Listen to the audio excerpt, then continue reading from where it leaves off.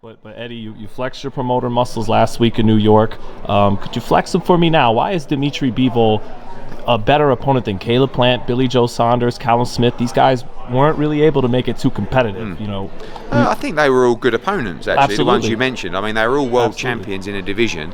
Dmitry Bivol, I put kind of like on the same level of those guys, but a much bigger physical threat to Canelo Alvarez. Like, the only way Canelo's going to get beat is to move completely out of his comfort zone in terms of weight divisions.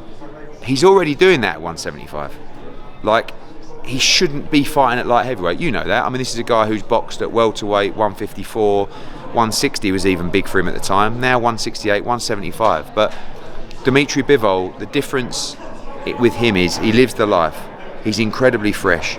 He's never been in a tough fight, really. He's never been damaged in a fight. He's got great feet. He's got great fundamentals. He can punch. And he may be the best light heavyweight in the world. Beterbiev is a different kind of style. But this is a very dangerous fight. I put this right up there as one of the most dangerous fights Canelo has had. And everyone just presumes in Canelo fights that he's going to stroll through these guys. But in these weight categories, this is where the danger lies for Canelo Alvarez against a big, strong, fresh light heavyweight. You saw him struggle against Kovalev. He was behind in that fight going into the 11th round. Kovalev was not fresh. Kovalev was not in his prime. He was still a very good light heavyweight, but Bivol is different, and Saul's pointed that out. Well, Saul actually kind of sounded like you today when asked about Jake Paul and Jake Paul's comment that he could fight him and beat him in 2 years. He goes, "It's good to dream." Yeah, it's good to dream. Like, but could you ever see yourself promoting that fight? The one thing I say about Saul is he'll never get in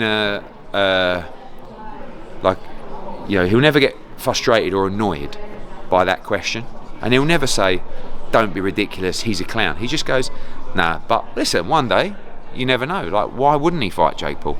If someone wants to give him that kind of money to fight Jake Paul, and the same for Usman. Like, they're both the two horrific mismatches. So, what? Money So, talks. yeah, but that's why he's saying. But it doesn't motivate him. But he doesn't rule it out. But Jake Paul's going to get beat well before he gets to the levels of Canelo Alvarez. But who knows?